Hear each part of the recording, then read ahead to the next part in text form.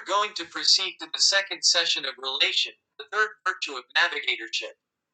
In the last 13th session, we talked about family and love. Today, let's talk about partnership, mercy, trust, communication, modesty, and consilience. The lexical concept of partnership is a relationship in which two are paired in a transaction, a dance, a game, a play, or collaborating in a pair. To live together is to concede mind and keep the law of 50-50. A game in which the opponent is 0 to take 100 is called a win-lose game. If your opponent takes 100, the game that you take 0 is the same. But if your opponent takes 50 and you take 50, it will be a win-win game. When you look at each other greedily, it is called a lose-lose game, where the opponent takes 0 and you take 0. Everything that creates a relationship in a person or organization should make a 50-50 concession game. The win-lose game, or losing game, is a zero sum, but the win-win game becomes a plus sum. Winning together becomes a wonderful game among people. We should have a perception that everyone is a partner. It is the wisdom of living together to encourage others who are partners. Even in the view of industrial relations, managers and workers become partners who play together in two-person games. It is a game in which two people each knot one leg. It is a two-player game where you cannot win unless you take care of each other and keep breathing.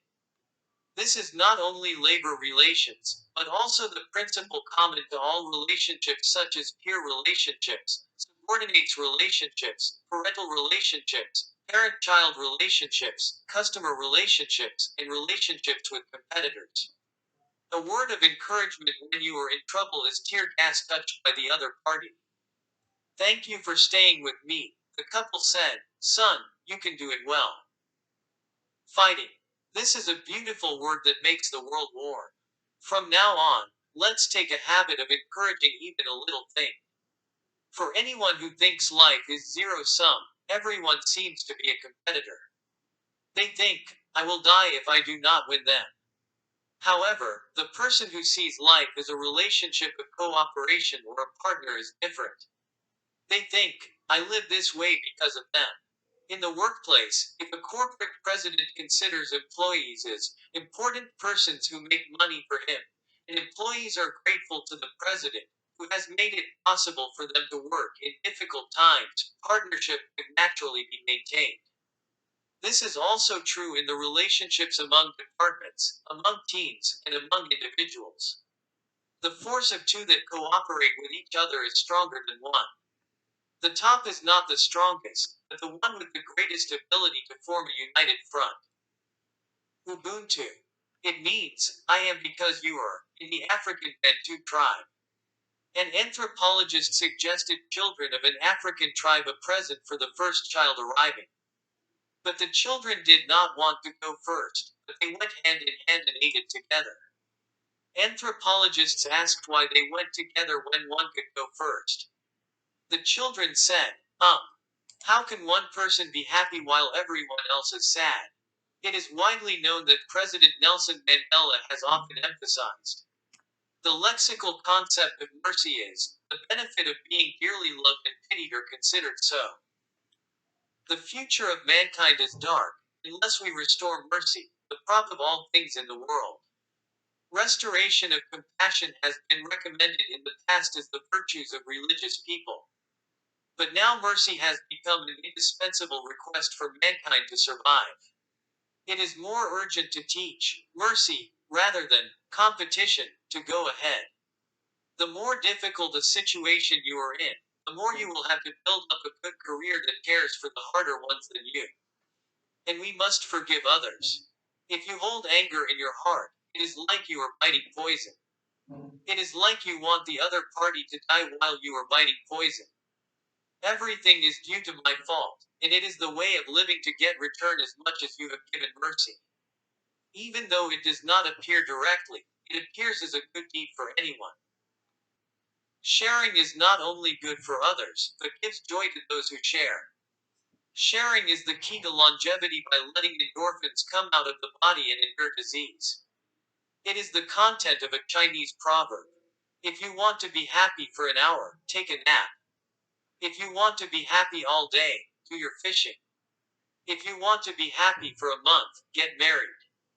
If you want to be happy for a year, take possession of property. If you want to be happy for life, help someone. The dictionary concept of trust is firmly believing and relying. Trust among people is the most basic virtue, and the promise must be kept. It is the promise that you try to keep, and to keep your promise is the confidence. Trust among people is the most basic virtue, and the promise must be kept. It is the promise that you try to keep, and to keep your promise is the confidence. Therefore, you should not make promises that you cannot keep, and you have to deal with people with heart. Trust is not only with people and with yourself, but also between man and animal. It is a top priority to keep your promises to yourself. It is difficult to gain the trust of others without trusting yourself. It is often said that the difference between developed and developing countries is based on the score of trust. Trust in the government, trust in the company, and trust in the product soon determine the dignity of the country. A company or organization made up of trust and belief can strengthen its sense of solidarity among its members, and has a high degree of solidarity, thus enabling efficient management. The invisible transaction costs caused by mistrust have the power to collapse the organization's base at once. Trust has a very self-fulfilling nature. If you believe your other party, she or he also believes you, and if you distrust the other party, she or he responds to that expectation. If there is little expectation, the trust you receive from your other party is low. Trust is the primary element that sustains society. Trust has always had a top priority. One day, Zedong, who became a prime minister of country Lu in China as a disciple of Confucius, asked Confucius, "What is politics?" Confucius replied, "It is a policy that should be made so that the people have plenty of food, strong defense forces, and people they can trust. If I throw away one of the three things, what should I throw away first?" Confucius replied, "Defense forces. If you have to forsake one of the other two, what is the first?" Zedong asked, and Confucius replied, "Food." Finally, trust is the most important thing in food, defense, and trust. When there is trust,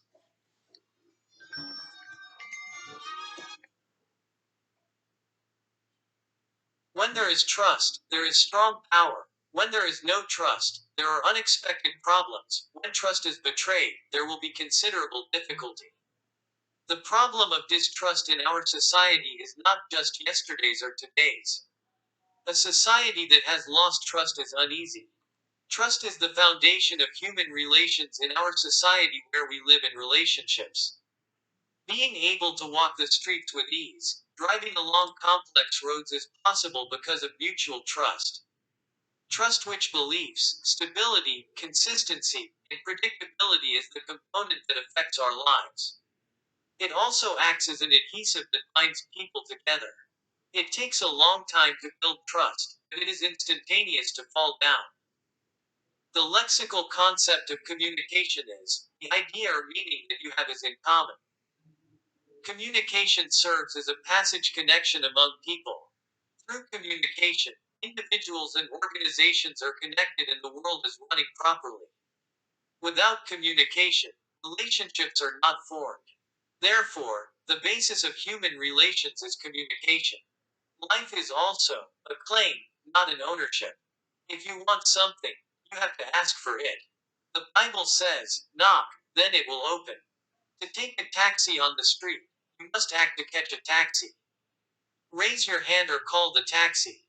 You must express your thoughts for what you want. Just like you cannot ride a taxi all day long by just wanting a taxi to come to your mind. Therefore, communication and claims are essential tools for life. The message transfer factors are the content of speech 7%, voices 38%, and nonverbal elements 55%. Though people think those who speak wonderfully and sophisticatedly are nice, people are impressed by ones who deliver warm humanity. A person who can move his or her mind can communicate successfully. If you want to communicate with other people's minds, let's move their minds from self centered to others. When you talk to people, open your eyes and ears and listen carefully so your partner can talk to you. When you meet people who are constantly changing, you feel the energy of success. People who feel the energy of change do not always find 99% disadvantages from others, but they find and learn the advantages of 1% first. It is the type of person who creates a cheerful atmosphere. In order to praise, it is necessary to train to look at others' merits and interests. Open your eyes wide and open your ears and look for the positive energy of others. When you were young and found a treasure hidden in a treasure hunting game at a picnic, a present was given. Gifts in human relationships are fortunate to get the minds of others. Conversation, the most basic act of communication, comes from the Latin word for moving together. Therefore, conversation can be said as dancing with words. Dance has a set of rules and basic actions, which are the same with conversation. By learning rules and basic actions, you can move harmoniously without stepping on your other party's feet or distracting your step. In addition, each conversation has different rules. Some rules apply implicitly, but sometimes they are as explicit as a presentation. The words that benefit people are warm as cotton, but the words that hurt people are as sharp as thorns.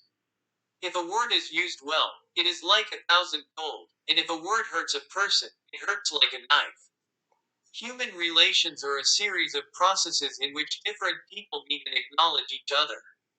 If you do not recognize the difference, you cannot protect your other party's self esteem. What is important for a good relationship to understand each other is smooth communication. The medium of communication is not only the words and expressions but also the medium such as the camera. Drivers who cause greater traffic congestion to go faster are easily overwhelmed by anger and irritation. Rather than thinking about their mistakes first, they blame the government's lack of traffic management and curse the self interest of other drivers. Where there is no communication of mind, conflicts are frequent. Either home, organization, society, or wherever it is, communication is an important virtue. In the Bible, there is a lection of ask, and you will receive, search, and you will find. Knock, and the door will be open for you. Everyone who asks will receive. Everyone who searches will find. And the door will be open for everyone who knocks. The best communication comes from the heart, not the tongue. Leadership depends on your ability to communicate who you are and what you advocate. The people who dedicate their employees are not to write cool messages that mislead employees with the brilliant rhetoric of excellent communication. First of all, you have to judge what you want to say, what you have to say, and why you want to say it. In other words, before composing a message, you should find your values, passion, courage, and true self. You should then be prepared to reveal it to your organization's background, strategy, and context. The sincere word, in other words, the truth, is the key to successful communication. The dictionary concept of modesty is respect for others and an attitude that does not put oneself. Kim Moon-ban, who became the first Korean UN Secretary General, has three secrets of success. Go crazy, be modest, do not lose your dream, so be humble. If you want to achieve your goals in a long marathon of life together, you should be more and more humble. You have to know how to treat yourself first, and if you know how to treat yourself, you will be proud of yourself. Modesty is not always good, but it would be able to be acknowledged to others by making yourself self confident. High mountain could be high because it does not refuse even worthless soil, and the river and sea are so deep because those do not refuse any streamlet.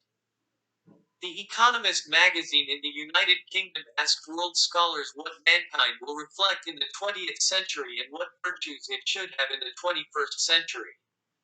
Most of the scholars proposed intellectual modesty. The Talmud said, the best wisdom is kindness and modesty. We all know that rice bows its head when it is ripe, but those who try to practice it in their daily lives are unusually rare. On the contrary, if somebody is modest, it is more prevalent to consider him foolish or despise him. It is a reality that it is easy to preen himself and swashbuckle if the financial power and the social status are a little raised. The beginning of modesty is an awareness of one's lack of competence. The end of modesty is thanks to everything that sustains a lacking person. Frog does not think of tadpoles, makes you think of modesty. The power of modesty is not a weapon to subdue a competitor and win a victory, but rather a force that raises the value of each other. Modesty for humans, modesty for the world, and modesty for history brighten the world. Consilience's lexical concept is to penetrate things. Consensus and convergence are common in all areas of society. IT and BT are converging and finding an integrated way in fields where humanities and natural sciences, Western and Oriental, brain and physical sciences are likely to be conflicting with each other. Consilience is the term originally used by natural philosopher William Whewell. He described the word jumping together, from Latin as a state in which the indifferences from different phenomena are consistent. It is interpreted that the Korean translation is a term used in Buddhism to take a big step and to rule over it. The Consilience, written by Edward Wilson, is a book that asserts the unification of humanities and natural sciences. Wilson's argument is that it is different from the term interdisciplinary, and it is possible to explain the entire humanities such as politics, economics, and society through natural science. Fusion, which was popular in the 1990s, also represented consilience. Capitalism and socialism are things that people can eat well and live well, and the system is not important. Korea is based on capitalism but approaches control through socialism, and China is based on socialism, but it is approaching capitalism through autonomy. And hybrid vehicles, which are increasing their value in the face of the energy crisis, show synergy by combining two different functions. It is a consensual idea that everything exists on both sides and that it has a wide view of both sides. Today's society is in the flow of the age of convergence, where different fields meet and cause new changes. Unlike the past, which created knowledge and value by concentrating on one field, new interactions arose in exchanges between various fields. From the realization of disease free longevity to sustainable development such as the environment and energy, the tasks that are in front of us are often limited by the existing academic or individual technologies. So, convergence is necessary. In the field of science and technology, research on convergence technology that crosses technology and interdisciplinary fields are actively being conducted. In particular, convergence between heterogeneous technologies such as information technology, biotechnology (BT), and nanotechnology (NT) is emerging as a global trend to overcome technological limitations and create new industries and lead economic growth. Nanotechnology, nanobiotechnology, bioinformatics, and other technologies are infinitely comparable to the Industrial Revolution. In art, convergence is the creation of a new level of art formed by mutually different genres of units being mutually recognized as individual attributes. Just as hydrogen fusion emits enormous energy, the convergence of the heterogeneous is creating new genres that we have never seen before. For example, the combination of sculpture and music, sound sculpture, arts and performances hand in hand to create genres such as performances, happening, and events. It is today's reality that new media art, which is a fusion of art and technology, is emerging as the best art genre of the century. It can also be explained in terms of the thesis antithesis synthesis of social phenomena. When the era in which humanities and natural sciences coexist is called synthesis, the process of differentiation is divided into smaller phenomena and examined from various perspectives, and the process in which this reaches the limits is a consilience. Now we need a new methodology that understands the whole, not just the sum of parts, but just the whole. Unification of all the knowledge that has been revealed so far will be a breakthrough. We want to find new ways based on all knowledge. It is one of the phenomena of consilience that the 80-20 long tail, and detail rules are integrated in terms of social phenomena. Here is a hybrid of the Wall Street Journal's Pascal Zachary. The new century is an indicator of the health and wealth of the country. In other words, the hybrid is strong. People who mix impurities, become cluttered, have teas, or rough, and mixed with one another will inherit this land. Mixing is now a new reality. Mixing creates creativity, nourishes human minds, spurs economic growth, and makes the country stronger. Now you will see a video of lessons from the longest study on happiness served by Robert Waldinger on TED.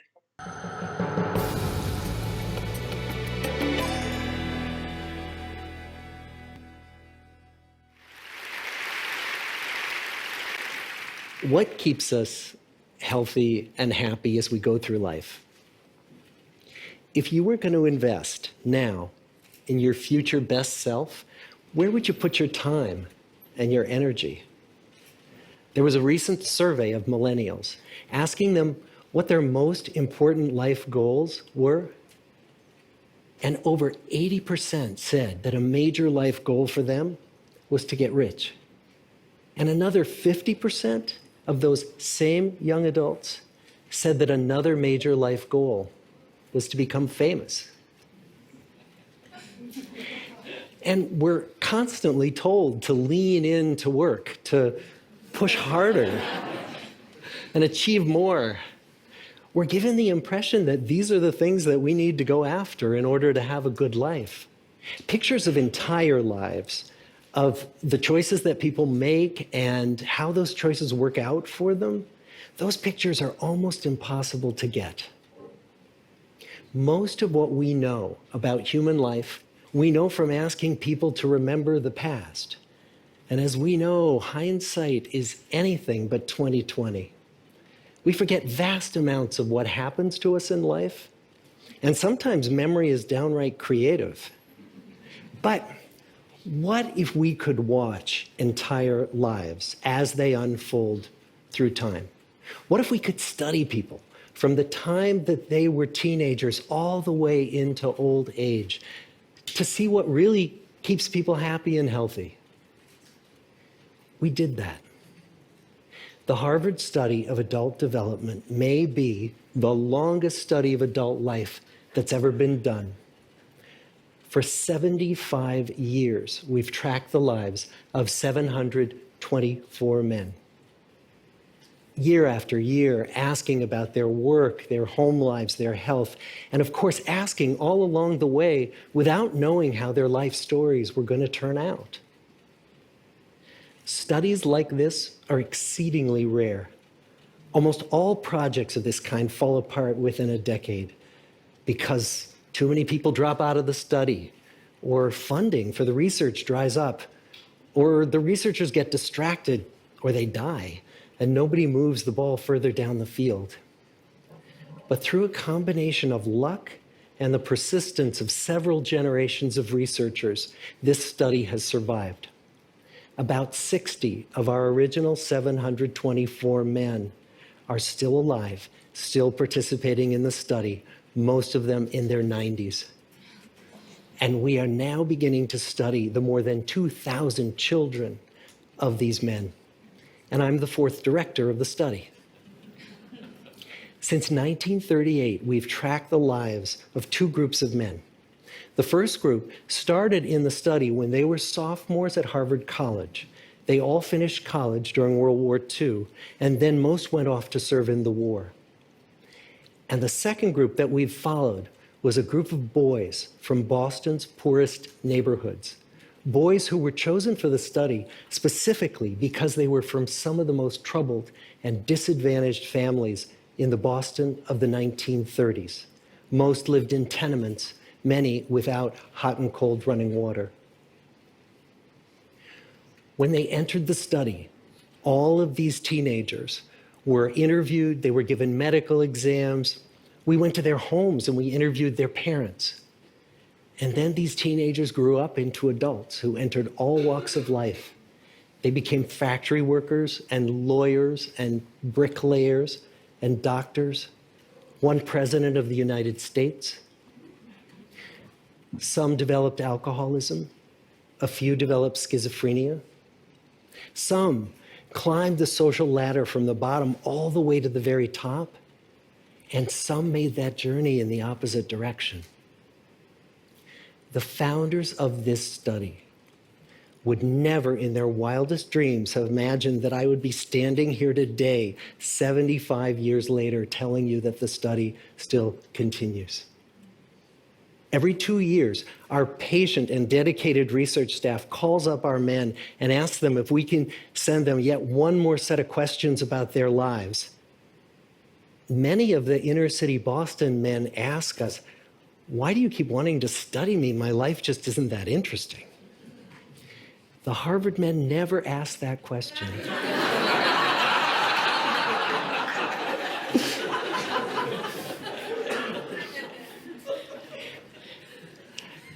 To get the clearest picture of these lives, we don't just send them questionnaires. We interview them in their living rooms. We get their medical records from their doctors. We draw their blood. We scan their brains. We talk to their children. We videotape them talking with their wives about their deepest concerns. And when about a decade ago we finally asked the wives if they would join us as members of the study, many of the women said, "It's about time." So what have we learned? What are the lessons that come from the tens of thousands of pages of information that we've generated on these lives? Well, the lessons aren't about wealth or fame or working harder and harder.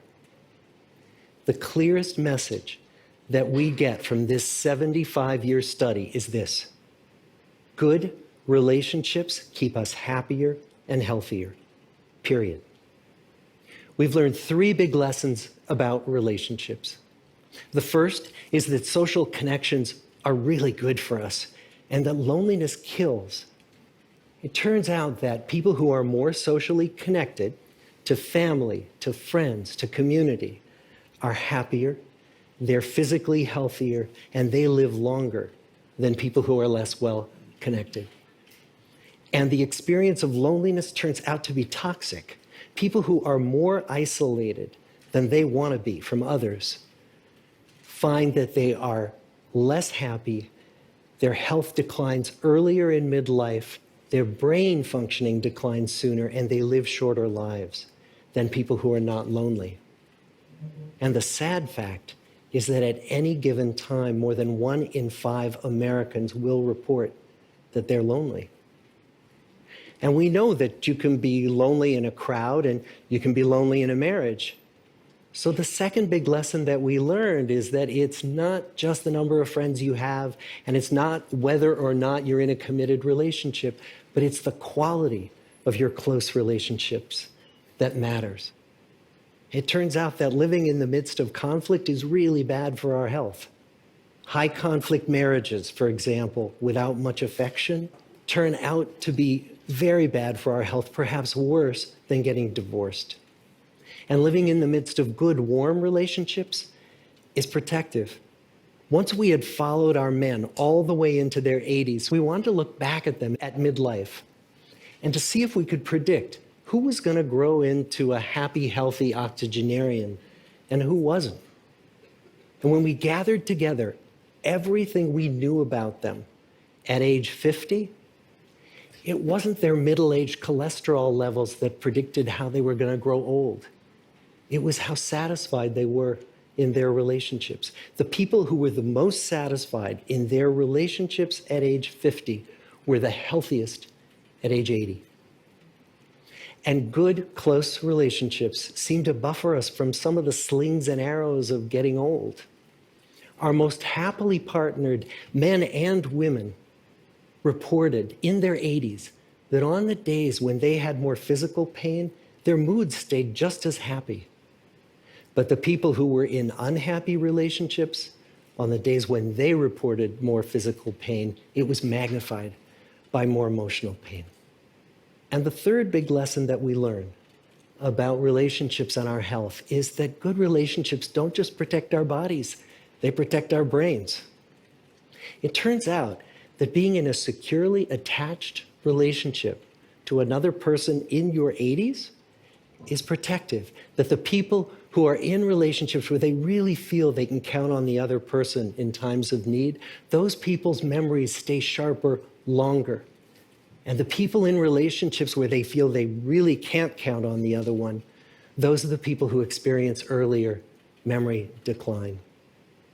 And those good relationships, they don't have to be smooth all the time. Some of our octogenarian couples could bicker with each other day in and day out. But as long as they felt that they could really count on the other when the going got tough, those arguments didn't take a toll on their memories.